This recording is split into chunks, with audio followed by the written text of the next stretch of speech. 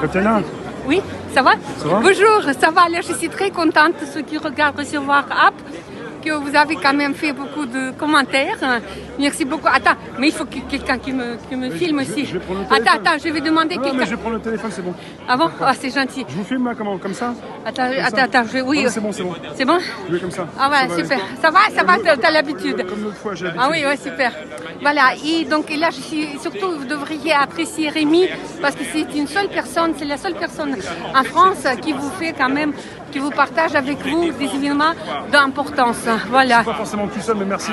Tatiana, alors aujourd'hui de nouveau dans une manifestation. Oui, vous revendiquez quoi? Moi, je revendique pas, parce que je suis pas tout à fait d'accord avec Filippo, parce que tout ce qui est clivant, c'est pas bien. Mais beaucoup ici sont pas forcément bah Filippo, oui, mais ils sont oui. là aussi pour être contre la guerre. Contre la guerre, pour la paix, évidemment. pour la paix. Non, parce que là, je suis contre le fait que vous êtes abrutis, les Français, ceux qui soutiennent Macron et ses efforts de guerre. C'est pas normal, parce que vous connaissez pas l'histoire. Et c'est pour ça, je veux pas vous Ah parler. oui, pardon, Tatiana, là vous rouspétez, vous êtes énervé par rapport à ces gens qui sont, peut-être qui donnent de l'argent ou qui sont là pour l'effort de guerre, c'est ça? Oui, tout à fait. C'est pas normal, parce que j'ai un ami, par exemple, un ami qui m'est proche, si vous voulez, un collègue au CNRS, vous imaginez, c'est-à-dire a priori une personne cultivée. Il est contre Macron a priori, mais il soutient l'effort de guerre de Macron. Parce que lui, il était formaté pendant la guerre froide. C'est ça qui est pas normal. C'est-à-dire c'est toutes les générations qui ont été élevées avec la haine vers les Russes, et vers l'Union soviétique, disons. Et maintenant, le narratif officiel vous fait mélanger les Russes et l'Union soviétique. Ça, c'est pas normal. C'est ce qu'ils ont fait avec l'Ukraine. Ils ont dit les Russes sont les Soviétiques, ils veulent installer n'importe quoi. Parce que je vous ai dit, les grands médias d'opposition russe étaient subventionnés par la Russie, par l'État, juste avant le début de la guerre. Mais avec le début de la guerre, c'est normal que les subventions ont été arrêtées. C'est normal, réfléchissez-vous vous-même. Voilà, ça c'est une chose. Et sinon, et c'est pour ça que ça n'a rien à voir. Et regardez maintenant, les entreprises étrangères reviennent en Russie, certaines entreprises, avec un petit peu comment on dit ça, le dégel. Vous voyez? C'est pourquoi, si c'était l'Union soviétique, ça aurait été pas, le marché n'aurait été pas à se rétablir si rapidement. Voilà, ça c'est certaines preuves. Mais c'est ça qui est très dangereux, c'est de mélanger la Russie et l'Union soviétique. Et maintenant, c'est cet amalgame-là qu'on vous impose. Quand vous me dites ça, j'entends des gens qui précisent que, notamment aussi le président de la République française, peut-être, en tout cas, il fait partie de ceux qui pensent que Poutine va envahir l'Europe. Et il y en a qui disent que Poutine, il veut reformer l'URSS en récupérant des terres. Ah oui, c'est ça. Voilà, c'est ça, le narratif, voyez, vous confirmez, qu'il voyez, il dit, voilà, il veut récupérer les terres qui appartenaient jadis à l'Union soviétique. Il veut reformer l'URSS. Non, c'est pas du tout ça, c'est idiot ça.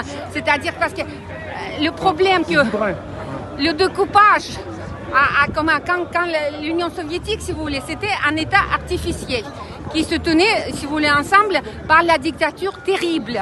Si vous voulez, je peux vous raconter des choses, mais c'est terrible, si vous voulez. À l'époque, on ne pouvait pas, même si vous voulez, mettre en cause Lénine officiellement. Vous voyez, par exemple, qu'il n'était pas très intelligent, ou je ne sais pas, qu'il disait des bêtises. C'était impossible.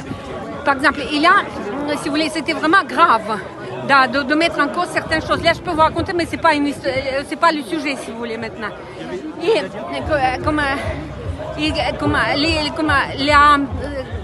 La propriété privée n'existait pas. Tout appartenait à l'État. C'était un énorme monstre économique, l'Union soviétique. C'est pour ça qu'il s'est désagrégé si facilement. Parce que ça se tenait par l'idéologie. Vous comprenez? Un État énorme comme ça ne peut pas se tenir. La Corée du Nord, ça peut se tenir si vous voulez, mais pas un énorme État comme l'Union soviétique, ancienne soviétique. C'est pour ça qu'il s'est désagrégé. Mais le fait qu'il s'est désagrégé, ça ne signifie pas que les gens qui habitaient dans d'autres républiques, dans de petites républiques, n'étaient pas russes, n'ont pas été russes, ils restaient russes si vous voulez. Mais pendant 30 ans, on a travaillé les Ukrainiens qui ne sont pas, si vous voulez, que la Russie veut revenir pour installer l'Union soviétique. Et voilà, et que l'Europe, c'est un paradis, qu'il faut aller au paradis et tout ça, sans expliquer qu'est-ce que c'est l'Europe. L'Europe, c'est le marché qui est très dur, très difficile aussi, et qui survit aussi grâce à une colonisation cachée. Il faut dire cachée, pas ouverte, mais cachée. Quand même, ça offrait des petits Pakistanais qui produisent les produits de consommation pas chers, des choses comme ça. Bon, maintenant, je vous donne des exemples comme ça en l'air parce que je n'étais pas préparée, Rémi, à ces questions. Là, je voudrais parler d'autre chose. Vas-y, autre chose. Ah voilà. Si vous savez. Tatiana, vous êtes russe? Oui, je suis russe. Et on s'est vu l'autre fois. Oui. Et vous nous avez parlé aussi de l'Ukraine, notamment. Dites-moi ce que vous voulez me dire. Ah bah, non, mais là, je ne veux pas parler de l'Ukraine, je veux parler de Madame Macron. Ouais, c'est possible. Bah, ça dépend pourquoi, mais bon. Ah voilà, non, mais parce que Madame Macron, vous savez, entre-temps, j'ai lu des investigations de Monsieur Poissard, Xavier Poissard, je ne sais pas, quelque chose comme ça. Oui, et voilà. Et là, je suis scandalisée. Comment ça c'est possible que, avec tant de secrets, avec tant de mensonges, cette dame continue quand même à régner. On ne peut pas dire autrement. On est sûr de rien. Après, il y a des choses qui se Non, disent. mais ça, c'est si vous voulez. Mais déjà, si vous voulez, il y a quand même. Ce qui est certain d'après ce que j'ai vu, que le monsieur qu'il fait passer pour son frère, c'est pas son frère. Ça, c'est un mensonge. Mais vous êtes sur l'histoire depuis combien de temps? Ah non, pas récemment, récemment. Voilà, là, j'étais comme ça. Et ça vous est arrivé d'où? Des médias russes ou... Ah non, c'est pas les médias russes. Non, mais si vous voulez, moi je suis malade. Voilà, c'est pour ça que, vous voyez, je viens de me rétablir. J'ai passé 2 semaines au lit. Vous voyez, j'ai eu une bronchite assez sévère. Mais sinon... Voilà, et c'est pour ça que j'écoutais beaucoup. Je ne vais pas non plus parler de Mme Macron, mais ce qui m'intéresse, c'est de vous faire réagir. Il y a des Français qui ont peur que Poutine prenne l'Ukraine et après d'autres pays de l'Est. Parce que quand on leur dit qu'il veut l'ancienne URSS, c'est un discours qui... Bah oui, mais c'est le même narratif. Vous voyez, c'est ça justement, parce qu'il est... Je vous ai dit, c'est pareil pour mon ami qui est au CNRS, je vous ai dit, il a vraiment peur maintenant, il croit à Macron, il dit, il est vraiment à droite, il est catholique comme ça, pure souche, vous savez, tout ça, et du coup, il dit, vous voyez comme il est endoctriné, c'est pas quelqu'un, n'importe qui, c'est quand même un chercheur au CNRS, vous comprenez, celui qui... Il a peur que les chars russes... oui, tout à fait, pour de bon, parce qu'il a dit, vous comprenez pas, moi j'ai vécu donc toute ma jeunesse, on nous a dit qu'il y a une menace soviétique et tout ça, une menace soviétique. Et voilà, et maintenant ça revient. Il est persuadé que c'est comme ça. Vous voyez comme il est endoctriné. Et c'est pas n'importe qui ça, je vous ai dit. Et quelque part, Tatiana, envahir un pays, c'est pas rien. Ce qu'a fait la Russie en envahissant l'Ukraine, c'est pas rien. J'explique. Même si on comprend aussi, on peut comprendre pourquoi. Non. Tout le monde n'a pas les mêmes informations historiques. Mais c'est pas rien d'envahir un pays, quoi. Voilà, mais déjà au début, si vous voulez, le fait même quand le pays s'est découpé, pas comme il faut, pas normalement, si vous voulez. C'est pas une frontière naturelle. Voilà, c'est ça le truc. Vous comprenez pas. Par exemple, les pays baltes se sont dégagés et ça va, on ne les touche pas. Hein. Voilà, vous comprenez, parce que ce sont des frontières naturelles, pour ainsi dire. Ici, les pays baltes ne nous menacent pas s'ils n'en savent pas, je ne sais pas, les missiles, si vous voulez, à longue portée, donc dans ces frontières, là on ne les touche pas, si vous voulez. Mais une fois qu'ils commencent à nous menacer, les pays baltes, c'est normal qu'on voudra se protéger. Vous me parlez d'une Ukraine qui n'a pas bien défini ses frontières, c'est ça? Oui, dès le début, parce que c'était des frontières artificielles, parce que ce sont les frontières qui ont été attribuées d'une manière administrative à l'Ukraine, si vous voulez, soviétique. Parce que l'Ukraine elle-même, le pays, les gens qui parlent ukrainien, l'esprit ukrainien n'était jamais dans ces frontières-là. Odessa, c'est une ville russe qui était fondée par Catherine la Grande, excusez-moi, Catherine la Grande était ukrainienne, excusez-moi. Kiev, si vous voulez, même si il vivait pendant quelques siècles au Moyen-Âge sous l'égide, c'est pas sous la pas domination, mais si vous voulez, c'était l'État, le même État que la Pologne. Ça, c'est pareil, si vous voulez. Kiev, on peut encore, ça c'est discutable, mais pas Odessa. Je vous dis Kharkov, c'est une forteresse russe fondée par les tsars russes, si vous voulez. Aucunement, ça n'a jamais été, si vous voulez, ukrainien. Il y a plusieurs, si vous voulez, et voilà. Et ça, il s'était attribué à l'Ukraine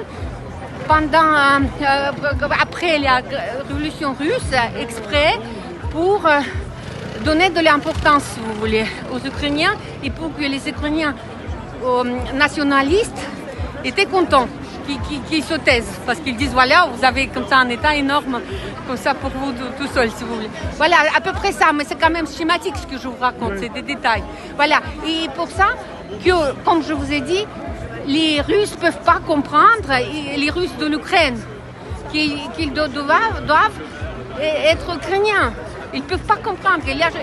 Pourquoi personne ne parle de ce fait que maintenant, pendant la guerre, il y a 5 ou 6 millions, ou peut-être 4 millions, mais vraiment plusieurs millions d'Ukrainiens qui se sont réfugiés en Russie. Pas en Europe, si vous voulez. La Russie, c'est le pays qui accueille le plus de réfugiés ukrainiens. Il y a beaucoup d'Ukrainiens, Ukrainiens par le passeport, si vous voulez, je vous ai dit. Il y a beaucoup d'Ukrainiens qui veulent revenir en Russie, mais on ne les accepte pas maintenant. C'est la Russie qui refuse les Ukrainiens. Pourquoi? Parce que ils peuvent être, si vous voulez, trafiqués, ils peuvent être des gens, si vous voulez, malveillants, parce qu'étant donné que maintenant, il y a beaucoup d'actes terroristes terribles et graves en Russie qui se produisent. Et c'est pour ça qu'on n'accepte plus les Ukrainiens. Avant, on acceptait, voilà, pour vous dire, mais pensez-y, plusieurs millions de Russes, malheureusement, je ne suis pas préparée pour vous le dire, l'Ukrainien par le passeport qui sont réfugiés en Russie. Tatiana, là, avec ce qui se passe en France, oui. Pour certains parlent aussi de provocation de la part du président de la République française. Oui. Poutine, lui, il peut aller jusqu'au bout, il peut aller jusqu'où avant de répliquer? Non, il ne va pas répliquer, non, parce que ça, si vous voulez, c'est Macron qui se donne de l'importance. Ouais. Je vous ai dit, il peut.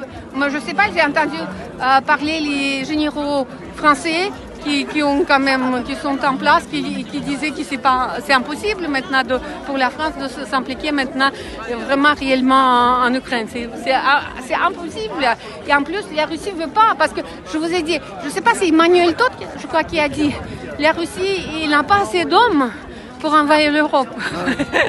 Tout simplement, tout bêtement, parce qu'on a, je ne sais pas, 150 millions d'habitants en Russie, et le Japon, et là, 139 millions d'habitants.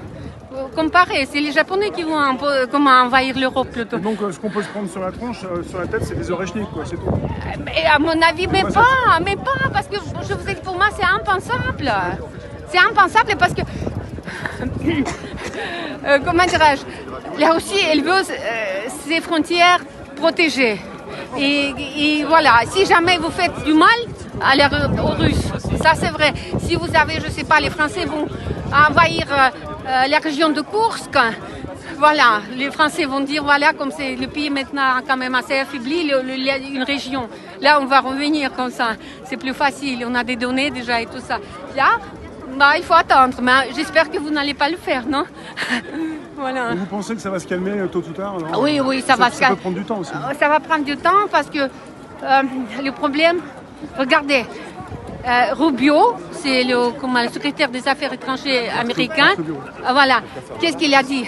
C'est nous, les Américains, sont fautifs du fait que la guerre s'est produite. Est arrivée la guerre. C'est nous, les Américains, qui ont provoqué la guerre. Personne ne veut relever cette affirmation, si vous voulez. Et c'est pour ça que Trump, maintenant, se porte un petit peu avec du respect, si vous voulez, comme le côté plus ou moins faible par rapport à Poutine. Et c'est pour ça, parce qu'il reconnaît sa faute. Voilà, à mon avis, c'est ça. La faute à Trump, disons. Mais de toute façon, Trump, il est quand même très populiste. Il est populiste, Trump. C'est pour ça que je ne peux pas lui croire beaucoup. Mais déjà, le fait même que l'Amérique a pris une position de quelqu'un qui est fautif, ça, c'est significatif. C'est la seule chose pour l'instant qui compte pour moi. Voilà, et après, je ne sais pas. Parce que de toute façon, ce sont les négociations. Et bon, on ne sait pas qu'est-ce qu'il trempe dans sa poche. Voilà, et qu'est-ce qu'il y a comme argument, l'Amérique. Parce que de toute façon, il faut parler. Moi, je vois ce conflit étant donné que le marché financier américain est surchauffé, il est vraiment surchauffé.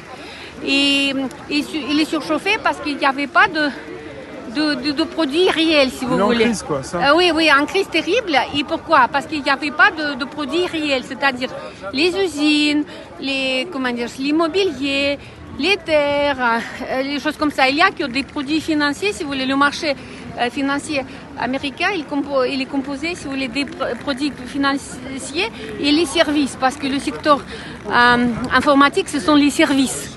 On vient juste besoin. Oui. C'est ça. Allez-y. C'est terrible. C'est terrible, ça. On va avancer un peu plus, sinon Oui, on va pousser. Mais voilà.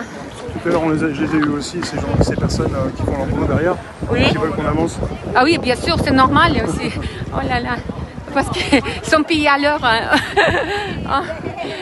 C'est normal. Et donc voilà, comme le marché financier est surchauffé, c'est-à-dire il est en crise parce qu'il y a les secteurs réels, c'est-à-dire tout ce qui est les produits réels, si vous voulez, pas virtuels, sont quand même en diminution, si vous voulez, en pourcentage. C'est pour ça que ça peut devenir une catastrophe. Et c'est pour cette raison que les Américains ont voulu s'installer, pour ainsi dire, en Ukraine. Parce que ça aurait été une proie facile, très très facile. Parce que vous voyez, il fallait juste parler que vous êtes, les Russes sont soviétiques et vous, les Ukrainiens, vous êtes dignes de plus, d'une meilleure vie, vous êtes dignes de l'Europe, tout ça. Et c'est très facile à manipuler les gens.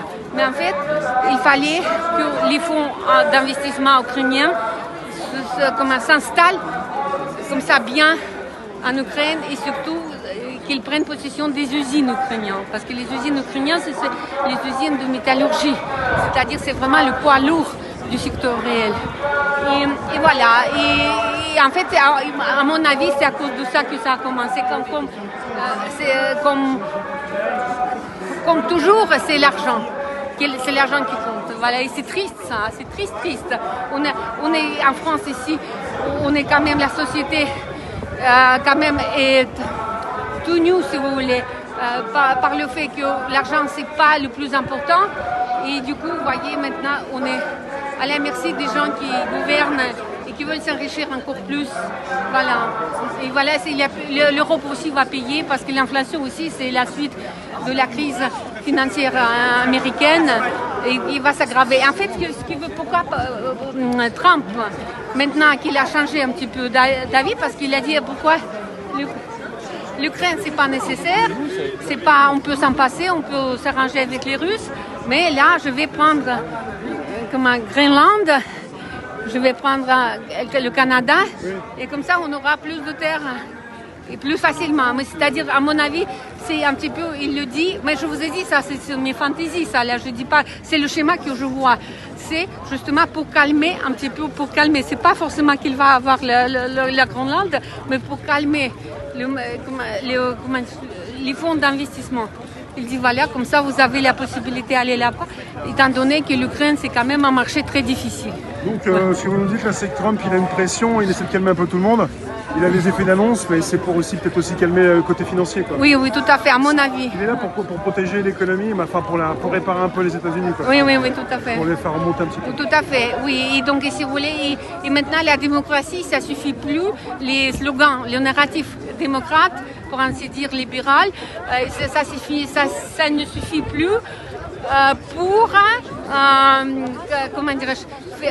calmer, pour nourrir, disons, voilà, pour nourrir le marché financier. Voilà, mais ça c'est mon idée, à mon avis, il y a quelque chose, mais peut-être pas tout, parce que voilà, ça c'est mon idée. Mais sinon, je voulais vous dire, écoutez ceux qui me regardent, parce que merci beaucoup de vos commentaires. Je précise ce que vous dites. Ouais. Ah oui, merci. Pour certains, ouais. Ah oui, et voilà, et regardez aussi cette investigation qui était sur la chaîne française Brest Buzz 5. Je ne sais pas, vous connaissez cette chaîne? Brest, voilà. Là-bas, vous avez Brest comme ville. Buzz et 5, le chiffre 5. Voilà. Vous pouvez regarder là-bas, c'est quand même l'investigation. Quand même, vraiment, je vous ai dit, je quand même... je suis effarée vraiment par le fait qu'ils accumulent les faits, qu'ils les montrent qu'autour de Madame Macron, beaucoup de mensonges. Et c'est ça qui gêne, si vous voulez, parce qu'il n'y a personne, si vous voulez, normalement. Du coup, Macron est arrivé nulle part, et du coup, il a tout, et voilà. Et c'est pas normal. Et surtout ma fille, ma pauvre fille, qui est jeune, mais quand même, elle a voté Macron. Ça, je ne peux pas supporter ça. Voilà. Non, mais il y a plein de gens qui ont voté Macron. Ça, c'est tout. Même si les élections ont été trafiquées pour beaucoup. Voilà. Non, mais de rien. C'est un petit peu, je suis mal préparée, pardonnez-moi, parce que chaque fois quand je vois que le manif passe devant ma maison, là, je ne peux pas rester à la maison. Voilà. Ah oui, ici, une seule chose. Demandez à Rémi qu'il m'invite une fois pour une conversation et je vais vous expliquer. Quand tu fais tes streams, c'est où ça se trouve? Où ça se trouve? On va en reparler. Non, mais dis, ça se trouve où? Non, mais je le dis pas maintenant. Ah oui, à peu près à l'est, à l'ouest, à Paris, dans la banlieue, tout ça. À Paris, d'accord, voilà. Comme ça, je viens chez Rémi, comme ça, quand elle est dans son café, et comme ça, on va prendre le café ensemble, et comme ça, je vais vous expliquer pourquoi, pour les Russes, parce que c'est ça que vous ne comprenez pas, pourquoi les Russes acceptent la guerre. Parce que vous comprenez qu'on n'est pas les, comment dirais-je, guerriers, on n'aime pas la guerre. Et pourquoi les Russes tous soutiennent Poutine? Vous réfléchissez, pourquoi? Ça veut dire qu'il y a quelque chose, quand même quelque chose. Je vous ai dit, l'exemple que je vous ai donné la dernière fois quand j'ai comparé l'Ukraine à Bretagne, exprès j'ai fait, parce que c'est impensable pour les Français que les Bretons vont forcer les Français parler le breton et danser, le gopak, comment ça s'appelle, le gavotte, ça, leur danse, ça c'est les danses nationales breton. Pour vous, c'est impensable. Et c'est pour ça que je vous ai dit, c'est comment les Russes perçoivent cette situation. Que quand les Russes qui habitent en Ukraine, qui étaient je ne sais pas, plusieurs millions de Russes, du coup, on les force à abandonner leur langue. On les force à abandonner leur langue. La langue était officiellement interdite et tout ça. Et là, et aussi, je voudrais vous raconter un petit peu, si Rémi veut bien, raconter un petit peu qu'est-ce que c'est le passé soviétique. Parce que j'ai vécu donc dans l'Union soviétique et je vous raconte qu'est-ce que c'est vivre dans la dictature depuis l'enfance. Voilà, là je veux bien. Merci, Katerina. Merci. Mais vraiment, Rémi. On va se revoir. Merci. Voilà. On va continuer. Merci. Voilà. Continue.